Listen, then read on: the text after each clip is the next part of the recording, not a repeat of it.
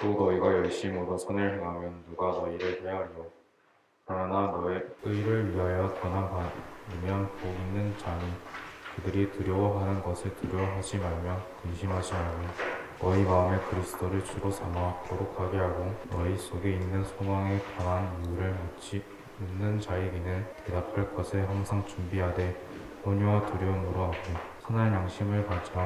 이는 그리스도 안에 있는 너희의 선행을 욕하는 자들로 그 비방하는 일을 부끄러움을 당하게 하려 함이라. 선을 행함으로 고난받는 것이 하나님의 뜻일진데 악을 행함으로 고난받는 것보다 나으리라. 아멘. 우리가 지난 시간에 나누었던 그 말씀에 이어서 오늘 말씀을 살펴보도록 하겠습니다. 우리 주보 참고하시면요 나와 있는데, 지난 시간에 우리는 베드로전서 3장 말씀을 통해서 아내들에게 주시는 말씀, 그리고 또한 남편들에게 주시는 말씀 뿐만 아니라 우리 성도들에게 주시는 말씀들을 살펴보았습니다. 특별히 이 성도들의 삶을 이야기하는 그 부분은 어려운 상황 속에서도 이 사랑과 일치의 정신, 사랑과 하나됨의 정신을 유지하고 궁극적으로는 이런 공의와 또 우리를 도와주고 우리를 응원하시는 하나님을 신뢰할 것을 그렇게 강조했었습니다. 그러고 난 다음에 오늘 본문은요, 이 고난 속에서도 선을 행해야 되는 것에 대한 긴 설득의 구조를 가지고 있습니다. 앞단락에서는 어떤 말이 나오냐면 이런 말이 나옵니다. 너희가 선을 행하면 하나님이 너희들에게 장수의 복을 주시고 또한 너희를 박해하고 조롱하는 자들을 하나님께서는 심판하실 것이야 라고 그렇게 말하는 부분이 바로 앞에 있었던 내용이죠. 이제 이어서 13절로 와서는 뭐라고 말하느냐 하면, 뿐만 아니라 너희가 선행을 한다고 너희를 해할 자가 도대체 어디 있단 말이냐. 상식적으로 생각해봐. 너희가 착한 일을 하는데 그 착한 일을 행한다고 너희를 욕하고 너희들을 해코지 할 사람이 도대체 어디 있겠어? 한번 이렇게 성경은 우리에게 질문을 던집니다. 그렇죠. 상식적으로 생각해 봤을 때 착한 일을 하는 사람에게 어떤 사람이 와가지고 해코지하고 또 착한 일을 하는 사람에게 그 사람을 비방하고 조롱하고 한다면 누가 이상한 사람인가요? 누가 나쁜 사람인가요? 착한 일을 하는 사람이 나쁜 사람입니까? 아니면 비방하고 그것을 보고 비방하고 조롱하는 사람이 나쁜 사람입니까? 누가 나쁜 사람이죠? 그렇죠. 비방하고 조롱하는 사람이 이상한 사람이에요. 뭔가가 좀 잘못된 사람이죠. 삐뚤어졌거나 왜곡됐거나 좀 모자라거나 그런 사람입니다. 지금 우리가 보고 있는 이 13절은 바로 그 이야기를 하고 있다는 것입니다. 그런데 이어져서 14절에 어떤 말씀을 하느냐면 이런 의미가 있죠. 그런데 말이야, 가끔씩 상식을 벗어나는 일이 이 세상에서는 일어나기도 하지. 상식을 벗어나는 일이 일어난다는 것입니다. 그러다 보니까 선행을 하는데도 고난을 받는 경우가 있다는 것이에요. 착한 일을 하는데도 이 고난을 당하는 경우가 있다는 것입니다. 그때 우리가 어떨까요? 멘붕이 오지요. 또 그때 우리가 어떻겠습니까? 현타가 오는 거예요. 정말 이게 맞나? 내가 뭐 잘못된 거 아닌가? 라는 그런 생각을 하게 된다는 것입니다. 그런데 성경은 뭐라고 말하느냐 하면 그 나쁜 사람들로부터 이 모욕과 조롱을 받기 싫어서 선행을 하는 그 사람들을 핍박하는 것을 두려워하지 말라고 그렇게 이야기하는 것입니다. 무슨 말이냐면 너무 착한 일하고 잘 되어가는 것을 볼 때 어떻습니까? 배도 아프지만 또 한편으로는 어떤 일이 생기느냐면 사람들이 자기 보고도 그렇게 착하게 살으라고 요구할까 싶어가지고 미리 단도리 치는 사람들이 있다는 것입니다. 참 세상에 별 이상한 사람들이 많아요. 심지어는 여러분들 어떤 사람이 있는지 아십니까? 교회 오기 싫은 이유 중에 하나가 뭐냐면 착한 사람 될까 싶어가지고 교회에 나오는 것을 부정하고 거부하는 사람이 있어요. 설마 그런 사람이 있을까요? 있어요, 여러분들. 왜냐하면 이 세상에서는요, 착한 일이라는 것을 어떻게 인식합니까? 좀 때로는 손해도 봐야 되고, 때로는 좀 양보도 해야 되고, 때로는 좀 귀찮은 것도 해야 되고, 뿐만 아니라 뭔가 자기를 절제해야 되고, 이런 것들이 사람들이 착하다는 생각 가운데 포함하고 있다는 거예요. 그러다 보니까 교회 나가면 이것도 못하고 저것도 못하고 이것도 양보해야 되고 저것도 어떻게 해야 되고 이것도 어떻게 해야 되고 어떻게 해야 되는데, 그런데 결론은 싫어. 그래서 온갖 핑계를 대고 교회를 안 나가는 거예요. 여러분들 그런 사람들 많습니다. 정말 그런 사람들 많아요. 바로 그런 나쁜 사람들이, 그렇죠? 이 세상에서 자기들이 모욕하고 조롱했던 것처럼 동일한 모욕과 조롱을 받기 싫어가지고 뭘 하느냐? 선행을 하는 사람들을 핍박한다는 거예요. 그렇게 될 때 그것을 두려워하지 말아라고 성경은 말하고 있습니다. 뿐만 아니라 15절에 보면요, 이런 말을 하죠. 예수 그리스도를 주로 모시고 그분의 이름을 거룩하게 해드리며 너희가 박해 속에서도 이 선행을 하는 이유, 다시 말하면 신자답게 이 세상을 살아가는 그 이유를 사람들에게 친절하게 설명할 준비를 잘 해놓으라고 그렇게 말하고 있습니다. 왜냐하면 왜 그렇게 이유를 준비해야 되느냐? 나중에 그 이상한 사람들, 좀 덜 떨어진 사람들이 정신을 차리게 될 때에 그들이 너희들에게 했던 일들이 얼마나 부끄러운 일인지를 알게 하도록 하기 위해서 너희들이 그런 준비를 잘 하라고 이야기합니다. 그러면서 마지막 27절에 보면은 뭐라고 말합니까? 있잖아. 하나님은 비록 너희가 고난을 받더라도 선을 행하는 것을 원하시고 계셔. 하나님은 너희들이 의미 있고 가치 있고 멋진 그런 위대한 인생을 살기를 원하셔. 이렇게 멋지고 폼나는 인생을 한번 살아보지 않을래? 바로 이 말을 17절에서 하고 있는 것입니다. 이렇게 멋지고 폼나는 인생, 어떤 측면에서 의미와 가치와 그 위대함에 있어서 멋지고 폼나는 그 인생을 한번 살아보지 않겠니? 근데 있잖아, 만일 어떤 사람이 이 악한 일을 해가지고 고통을 당하는 그 인생을 산다고 생각해봐. 악한 일 때문에 고통당하는 그런 인생을 산다고 생각해봐. 어휴, 생각만 해도 끔찍하잖아. 친구야, 우리 그런 인생은 살지 말자꾸나 라고 하는 그 말씀이, 그 내용이 바로 이 17절 한 절 가운데 담겨 있는 거예요. 자, 여러분들, 오늘 우리가 보고 있는 이 13절부터 17절까지 하는 이 이야기가 단순하게 그냥 착하게 살아라, 똑바로 살아라고 하는 그런 도덕적 교훈이 아니라, 그렇게 하기 위해서 성경이 얼마나 꼼꼼하고 세심하게 우리를 설득하고 있는지를 우리가 잘 살펴봐야 돼요. 그걸 잘 읽을 줄 알아야 돼요. 그렇게 될 때 우리는 이 본문 속으로 깊숙하게 들어갈 수 있는 것입니다. 이런 내용을 가지고 자, 한번 우리는요, 이 선을 행하기 위한 인내와 고난이라는 이 주제가 어떻게 복음의 영광을 드러내는지, 그리고 그것이 어떻게 우리 삶에 적용되어지고 우리 삶을 위대하게 만드는지를 한번 살펴보도록 하겠습니다. 예, 먼저 베드로는요, 이 13절에서 아까 우리가 살펴보았던 것처럼 이 선행에 대한 확신을 가지라고 말합니다. 기독교인들이요, 자신의 믿음 때문에 종종 소외되고 심지어는 박해를 받는 그 문화 속에서 그들과 타협하거나 믿음에 대해서 침묵을 지키고 싶은 유혹을 받습니다. 지금 우리가 살아가는 이 시대가 바로 그런 시대죠.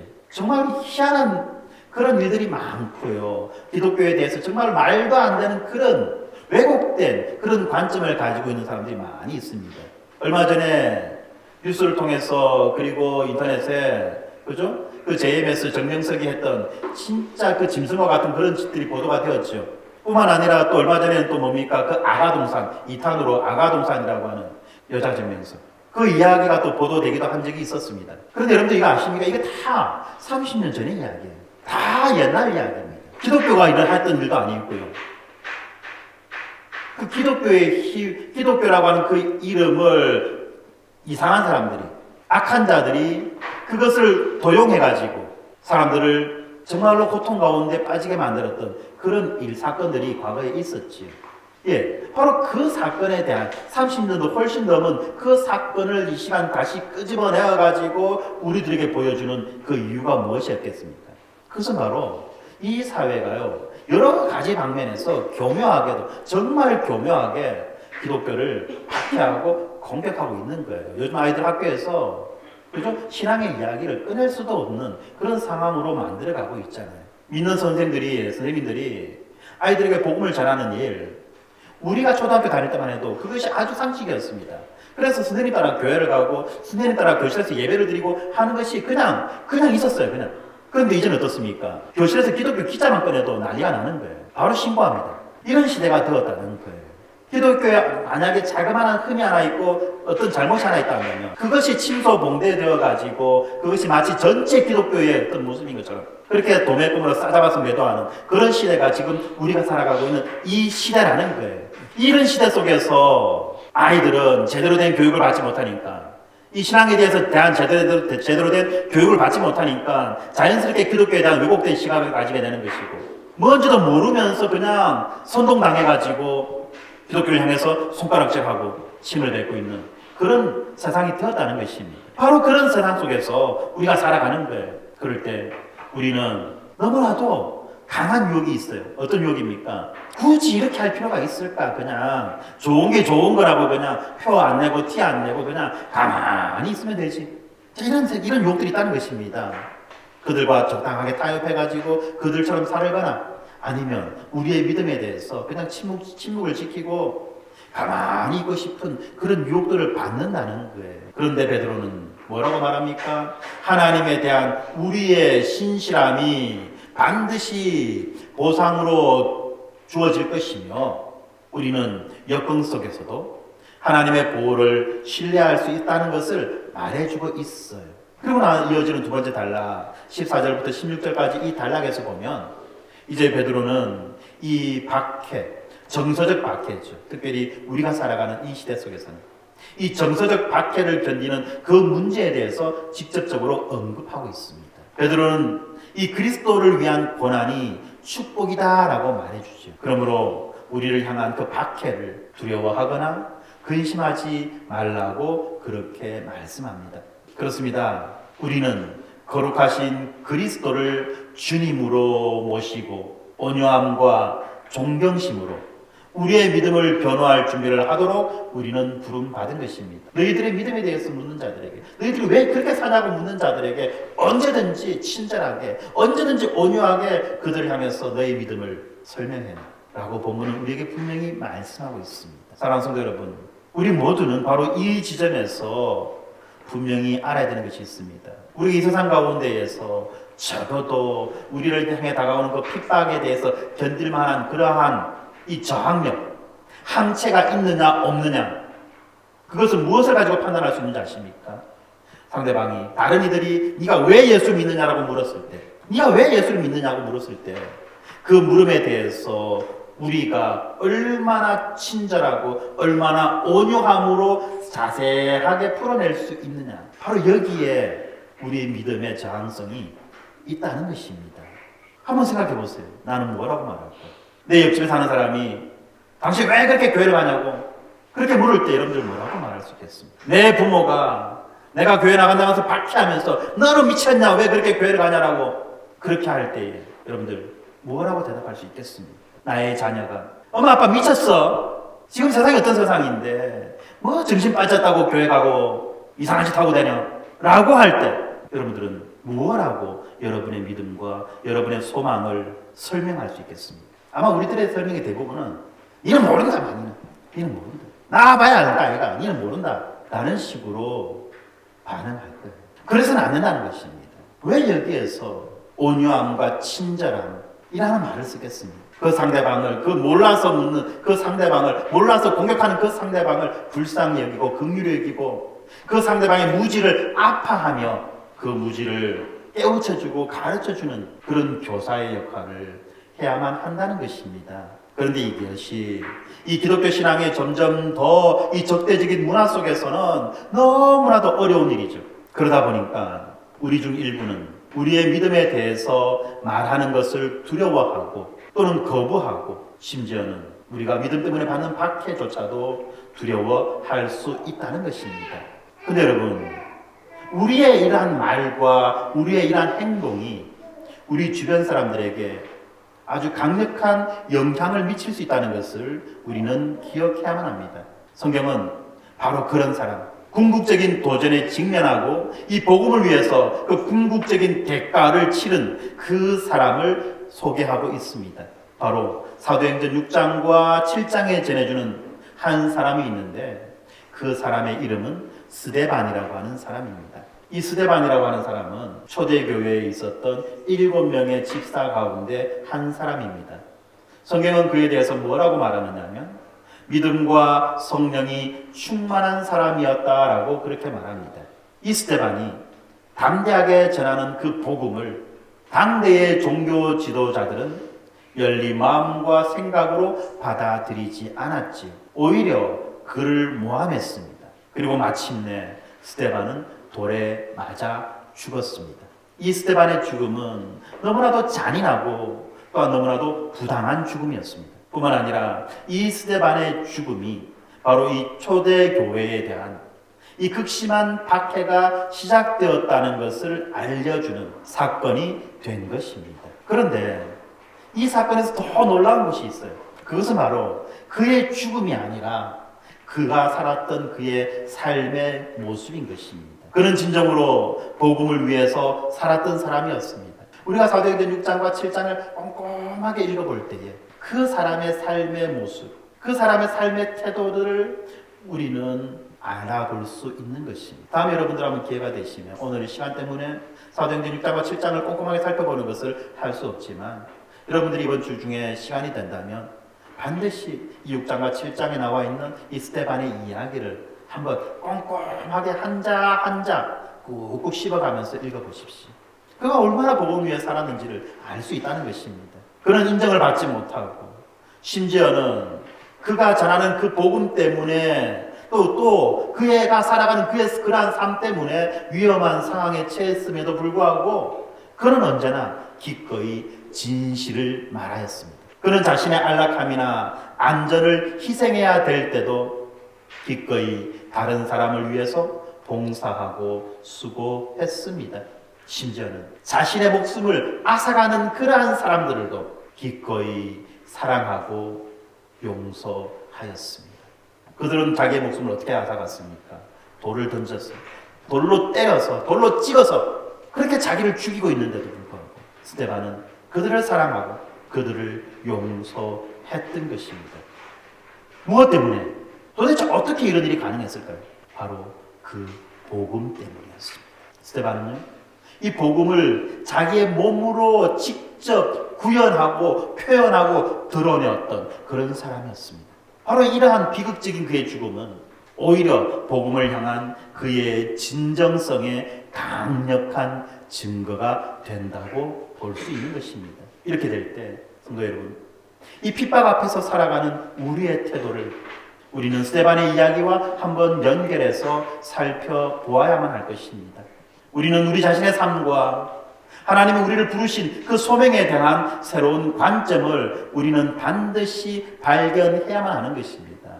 우리가 무엇을 위해서 어떻게 이 땅을 살아갈 것이냐. 단지 이 세상이 살기 힘들다고, 단지 세상이 우리를 조롱하고 모욕하고 핍박하고 우리를 인정해주지 않는다고 세상을 향해서 맞대응하고 맞속가락질하고 불평하고 불만할 것이 아니라 하나님 우리를 왜 부르셨는지, 하나님 우리를 이 세상 가운데서 어떻게 살아가라고 하셨는지를 우리는 생각해야만 한다는 것입니다.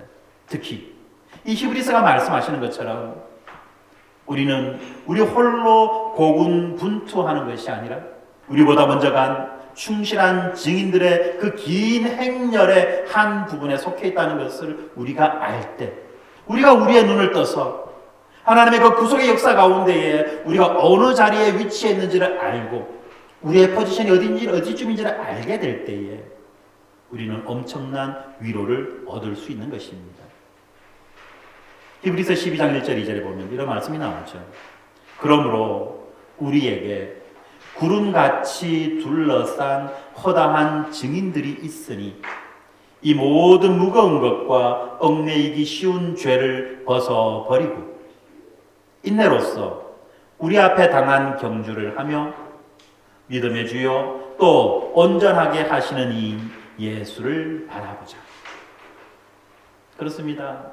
커다란 증인들이 지금 우리를 둘러싸서 우리를 응원하고 있어요. 힘내라고. 그 증인들은 어떠한 증인들입니까? 이미 자기의 전 인생을 통해서, 전 일생을 통해서 복음의 삶을 살다가 하나님 품에 안긴 바로 그러한 증인들입니다. 바로 그러한 사람들입니다. 그러한 사람들이 자기의 인생을 가지고 우리에게 이 복음의 가치와 복음의 의미를 알려주고 있는 거예요. 그래서 증인이라고 말하는 거예요. 뿐만 아니라 그들은 내가 이 세상을 어떻게 살아왔는지에 대해서 하나님 앞에서 증언해 줄 사람이라는 것입니다. 바로 이 증인들이 우리를 둘러싸서 우리를 지금 응원하고 있어요. 그리고 우리는 그러한 응원 가운데 마지막 젖먹던 힘을 다 짜내어서 이제 마지막 결승전, 마지막 그 꼬린 지점을 향해서 한 발 한 발 앞으로 나아가고 있는 것입니다. 이때 우리의 시선은 바로 그 결승선 위에 서 계신 예수 그리스도를 바라보는 것입니다. 그 우리 앞에 살아갔던 모든 증인들의 삶의 목적, 삶의 방향도 예수 그리스도였듯이 우리의 삶의 목적과 삶의 방향도 또한 예수 그리스도가 되어야만 한다는 것입니다. 그러므로 형제자매 여러분, 우리는 어떤 대가를 치르더라도 복음의 신실한 증인이 되어야 합니다. 기꺼이 어느 상황에서나 우리는 복음을 말하고 그리고 또한 다른 사람에게 봉사하고 심지어는 원수마저 사랑할 수 있어야만 하는 것입니다. 다시 한번 말씀드릴까요? 우리는 어느 상황에서나 기꺼이 복음을 말해야 하는 것입니다. 성도 여러분, 복음을 말하실 수 있으십니까? 만약에 내가 복음을 어떻게 말해야 될지 잘 모르겠다고 한다면 여러분들 복음을 배우십시오. 체계적으로 복음을 배우십시오. 왜 자꾸만 배워라 하느냐? 배우지 않으면 말할 수 없어요. 배우지 않으면 깨달을 수가 없어요. 내가 그 복음의 현장 한가운데를 살아감에도 불구하고 이것이 내 삶의 일들을 우리가 복음적으로 해석해낼 수가 없다는 말입니다. 뿐만 아니라 복음을 모르니까 다른 사람을 향해서 봉사할 이유도 심지어는 이 원수를 사랑할 그런 이유도 찾지 못한다는 거예요. 이것이 도덕적인 이야기가 아니에요. 도덕적으로 윤리적으로 착하게 살아라 하는 그런 이야기가 아닙니다. 복음이 우리 안에서 역사하는 그 역사가 어떤 것인지를 알기 때문에 그 복음에 합당한 삶을 살아가라라고 그렇게 말씀하는 거예요.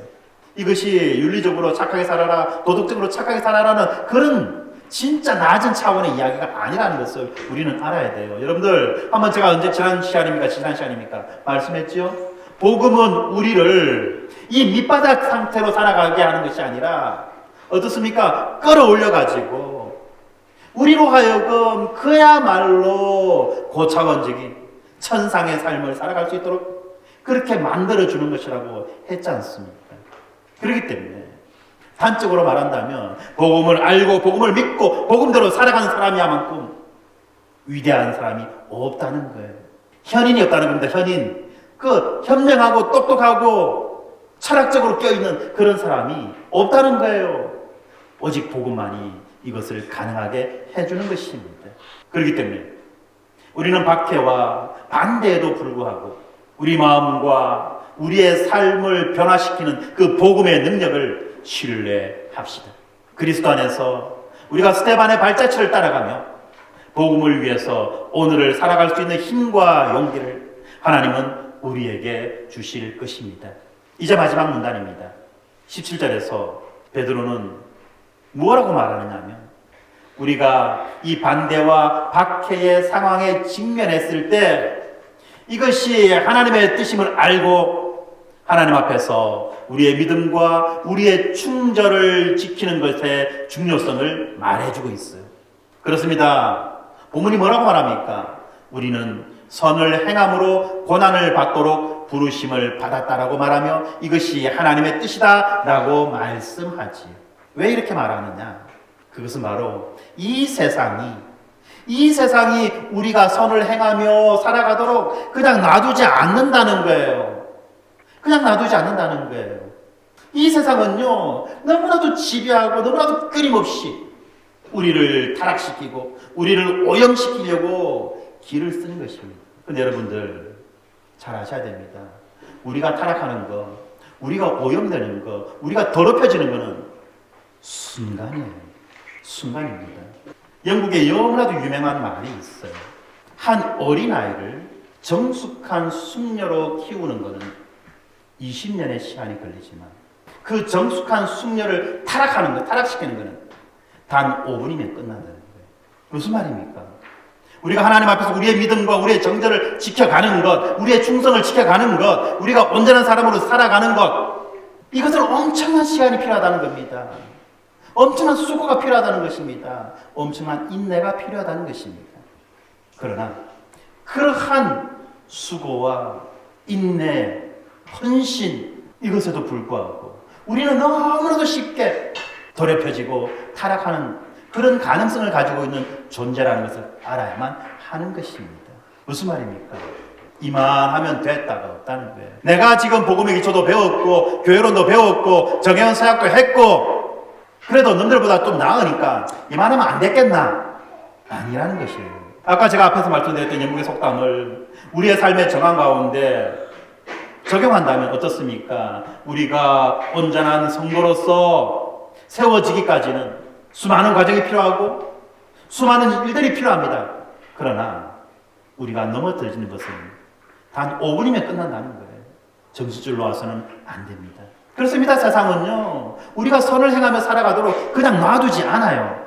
그렇기 때문에 우리는 그리스도인으로서 안락함이나 세상적인 이득을 위해서 우리의 믿음을 결코 타협해서는 안 되는 것입니다.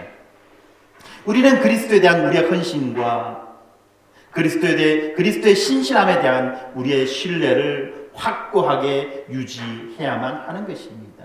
믿어야만 되는 거예요. 그런데 여러분들, 제가 이렇게 복음을 이야기하고 그리스도인의 삶을 이야기할 때에 이렇게 종교적인 측면에서만 이야기하니까 마치 예수를 잘 믿으려고 하면은 맨날 교회 안에서만 살아야 되겠네, 세상에서 내가 살아가는 일상은 포기해야 되겠네 라고 생각할지 모릅니다. 그러나 그렇지 않아요. 우리는 우리의 각자의 삶의 정황 속에서 이렇게 살아갈 수 있는 것입니다. 우리는 각자의 삶의 정황 속에서 선을 행하며 고난받을 수 있는 것이에요. 여러분들, 우리가 너무 잘 알고 있는 한 인물이 있습니다. 하얼빈역에서 이토 히로부미를 저격한 후에 체포되어서 결국에는 처형되었던 누구죠? 예, 여러분들은 안중근이라고 말했죠. 저는 이 사람을 도마라고 말하고 싶습니다. 도마가 뭐죠? 칼도마가 아니에요, 그죠? 도마. 예수님의 제자 가운데 의심 많은, 예수님의 부활을 의심했던 바로 그 사람 이름이 도마예요. 제가 왜 도마라고 말하느냐? 이 안중근이 세례를 받을 때에 그 세례명이 도마였어요. 안중근이 세례받은 거 여러분들 아세요? 안중근은 세례를 받은 세례교인이에요.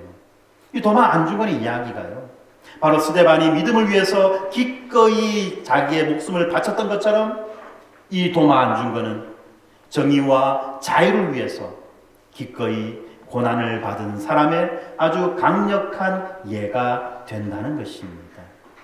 이 스데반처럼 안중근도 하나님의 영광을 위해 살아가는 그 원하는 자신의 그 신념 때문에 반대와 박해 속에서도 결코 물러서지 않았습니다. 역경과 유혹에 직면하여 자신의 신념을 타협하거나 더 쉬운 방법을 찾고 싶은 그런 유혹을 느낄 수도 있었지만 핍박과 박해 속에서도 이 선에 대한 자기의 신념을 굳건히 유지했던 그러한 사람입니다. 안중근처럼 우리도 옳은 것을 옹호하고 주장한다는 이유로 핍박과 박해를 받을 수 있어요. 그러나 우리는 결코 혼자가 아니며 우리에게는 눈앞의 어려움보다도 더 크고 더 위대한 가치가 있는 목적이 있다는 사실을 기억하고 다시 한 번 더 힘을 내어야만 할 것입니다. 갑자기 스데반 이야기하고 성경 이야기하다가 뜬금없이 왜 안중근 이야기를 하냐고요? 그리고 안중근이 무슨 선을 행했냐고요? 선이 무엇입니까? 인류의 보편적 가치예요. 인류의 보편적 가치, 바로 이것이 선 아닙니까? 안중근이 살아가고 있던 그 시대, 어떤 시대였죠? 제국주의 시대라는 거예요. 힘 있는 나라가 힘없는 나라를 착취하고 약탈하고 수탈하는, 그것을 너무나도 당연하게 여기던 국제적 무법 시대, 바로 그런 시대를 살아가던 그 역사 속의 인물인 것입니다. 그리고 그러한 역사의 한가운데에 이 대한민국 이전에 조선이라고 하는 나라가 있었죠. 일본에게 힘이 없다는 이유로 일본에게 점령당하고 수탈당하고 압제당하는 그러한 시대가 우리에게 있었습니다. 우리뿐만이 아니죠.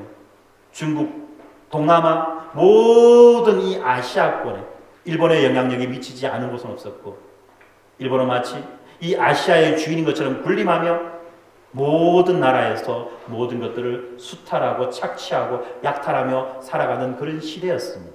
바로 그 시대 속에서 안중근은 이것은 옳은 것이 아니다, 이것은 선이 아니고 이것은 하나님의 뜻이 아니다라고 자기의 방식으로 선을 행했던 것입니다.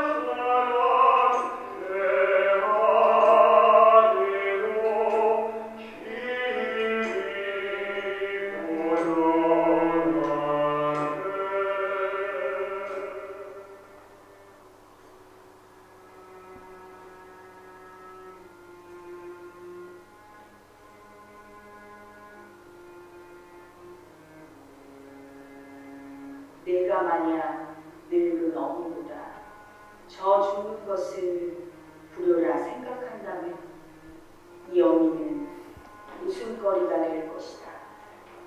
너의 죽음은 너 한 사람의 것이 아니라 조선인 전체에 공분을 짊어지고 있는 것이다.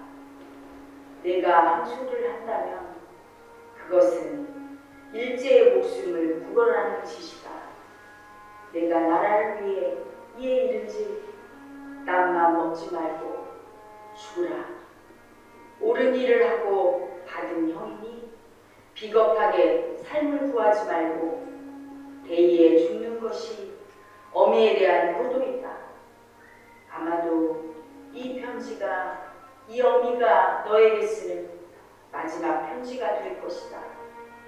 여기에 너의 수의를 지어보내니 이 옷을 입고 가거라.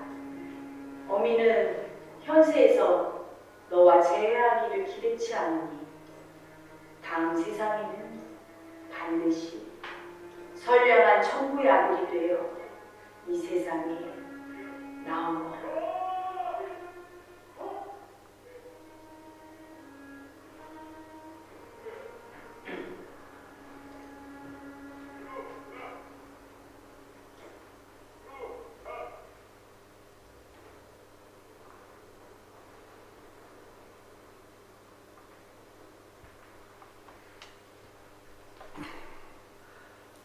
그렇습니다. 어느 부모가 자식이 죽는 것을 바라고 기뻐하겠습니까? 그런데 도마 안중근의 어머니 이 조마리아 여사는 그 아들의 죽음의 의미를 누구보다도 더 잘 알고 있었어요. 그래서 이 아들을 향해서 살기를 구걸하지 말고 죽으라고 말해요. 어느 부모가 자식에게 죽으라고 말하겠습니까? 어느 부모가. 그러나 그들은 알았다는 것입니다. 이것이 선을 행하다가 고난을 받는 것이 바로 하나님의 뜻이다라는 것을 그들은 알았다는 거예요. 그 조마리아 여사의 마지막 그 글귀, 다음 세상에는 선량한 천부의 아들이 되어 우리 다시 만나자라고 하는 그 말이 어떤 말인지 여러분들 아십니까? 천부라고 하는 것은 하늘천 아버지 부예요.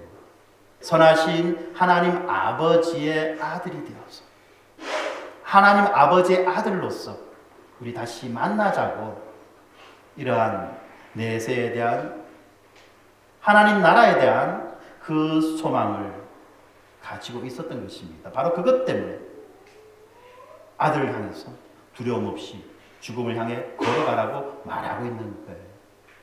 그 조마리아 여사의 그러한 가르침 때문에 그 아들인 도마는 선을 행하다가 고난을 받는 것이 하나님의 뜻이라는 것을 무엇보다도 누구보다도 분명하게 알았고 그러한 삶을 살았던 것입니다. 오늘 영상에는 우리가 보지 못했지만 안중근 의사가 그 마지막 감옥에 갇혀 있는 동안에 썼던 많은 글들이 있습니다. 책도 있고요. 또 서예도 있는데요. 그 서예 가운데 어떤 것이 있느냐면 천당지복, 영원지락이라고 하는 그러한 글씨가 있습니다. 무슨 말이냐면 천당에서 하나님 나라에서 천국에서 누리는 그 복이 영원한 기쁨이요 즐거움이다라고 하는 자기 믿음의 고백이었어요. 바로 이러한 소망을 가지고 살아가는 우리 역사 가운데에 이러한 소망을 가지고 살았던 그 사람이 일으켰던 그 일이 이 대한민국의 독립을 가져오는 하나의 사건이 되었다는 것입니다. 바로 이것이에요. 우리 믿는 사람들이 자기의 삶의 각 영역에서 선을 행하다가 고난을 받는 것이 하나님의 뜻임을 알고 그렇게 살아가는 이런 멋진 인생, 위대한 인생을 우리는 살아야 되지 않겠습니까? 안중근의 어머니 마리아 여사는 사형을 앞두고 있는 그 아들에게 편지를 보냅니다. 그리고 말합니다. 그의 죽음이 헛되지 않을 것이며 그것이 한국 민족을 위한 더 큰 목적에 기여할 것이라는 믿음을 알려주었죠. 마찬가지로 베드로도 그렇습니다. 우리의 고통이 주변 사람들에게 선한 영향력을 끼치는 그 증거가 되며 하나님께 영광을 돌리는 수단이 될 수 있음을 알려주는 것입니다. 우리는 삶에서 반대와 박해에 직면할 때에 우리의 행동이 엄청난 파급 효과를 가져올 수 있음을 기억해야만 합니다. 안중근 열사의 그 희생이 다른 사람들에게 영감을 주어서 대한 독립을 위한 투쟁을 계속하게 했던 것처럼 옳은 일을 하기 위해서 고통을 감수하는 우리의 의지는 다른 사람들에게도 그렇게 할 수 있는 용기와 또한 동기를 줄 수 있는 것입니다. 그렇다면 이것이 오늘날 우리에게 의미하는 바는 무엇입니까? 점점 더 이 적대적인 그 문화를 헤쳐나가면서 우리는 우리 믿음에 대한 이 박해를 견뎌낼 준비가 되어 있어야만 합니다. 우리는 선을 행하기 위해서 기꺼이 고통을 감수하고 역경 속에서도 믿음과 복음의 그 고결성을 유지해야만 하는 것입니다. 우리의 행동이 주변 사람들에게 아주 강력한 영향력을 미칠 수 있음을 기억하며 의롭게 생활하고 그리스도를 주님으로 공경하고 온화함과 존경심으로 박해에 대응함으로써 우리는 참된 희망과 구원이 절실히 필요한 이 세상 가운데에 복음의 영광을 드러낼 수 있는 것입니다. 사랑하는 성도 여러분, 여러분들이 믿는 자라면, 여러분들이 복음을 가지고 있는 자라면 여러분의 믿음에 합당하게 여러분이 가지고 있는 그 복음에 합당한 그러한 삶을 살아야만 되는 것입니다. 여러분 자신을 위해서도 그렇고요. 여러분의 이웃을 위해서도 그런 것입니다. 우리가 가지고 있는 그 복음에 합당한 삶을 살아가지 못할 때 우리가 우리의 그 새로운 생명과 새로운 신분에 합당한 삶을 살아가지 못하게 될 때 세상은 10배나 더 우리를 향해서 손가락질하고 조롱하고 비난하고 비판할 것입니다. 그때 여러분들 뭐라고 말하겠습니까? 억울하다고 지나치다고 왜 그렇게 심하게 나를 대하느냐고 그렇게 말하겠습니까? 그렇게 말할 수 없는 것입니다. 왜냐하면 우리가 가지고 있는 그 복음이 너무나도 영광스럽기 때문에 그렇다는 거예요. 우리는 믿음에 점점 더 적대적으로 변해가는 시대를 살고 있는 그리스도인으로서 베드로전서 3장 13절 17절의 이 메시지에 용기를 내어야만 합니다. 역경 속에서도 우리의 신실함에 대한 하나님의 보호와 상급을 우리는 신뢰할 수 있는 것입니다. 아니 신뢰해야만 하는 것입니다. 그리고 우리는 인내하며 선을 행하고 은혜와 겸손으로 박해를 견디며 항상 믿음과 성실을 유지함으로써 이 복음의 영광을 나타낼 수 있어야만 하는 것입니다. 하나님께서 우리의 삶에서 이러한 원칙을 실천할 수 있는 힘과 용기를 주시고 우리가 하는 모든 일에서 하나님의 이름이 영광스럽게 되기를 간절히 소망합니다. 기도하겠습니다. 그렇습니다. 아버지 하나님, 의를 위하여 고난을 받는 것이 하나님의 뜻이라고 하신 이 말씀을 우리가 기억해 봅니다.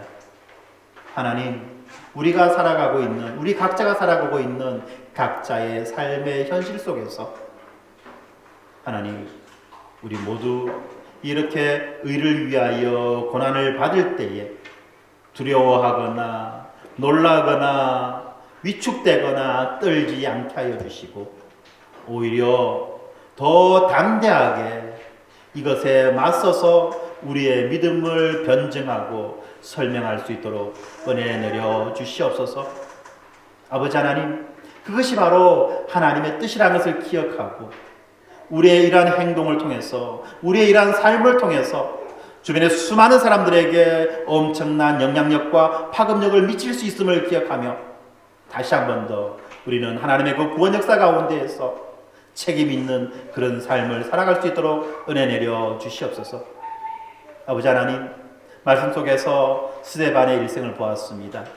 역사 가운데 도마의 일생을 보았습니다. 각자가 처해 있는 그 역사적 상황과 현실의 상황들은 다르지만 모두가 다 각자의 방식으로 의를 위하여 고난을 받았던 삶을 살아간 것임을 우리는 깨달았습니다. 그렇습니다. 아버지 하나님, 우리 각자의 삶의 현실 가운데에서도 우리가 우리 각자의 방식으로 이 의를 위한 고난을 기꺼이 받을 수 있도록 하나님 우리에게 은혜 더하여 주시고 능력 더하여 주시고 힘 더하여 주시며 우리를 붙잡아 주시옵소서.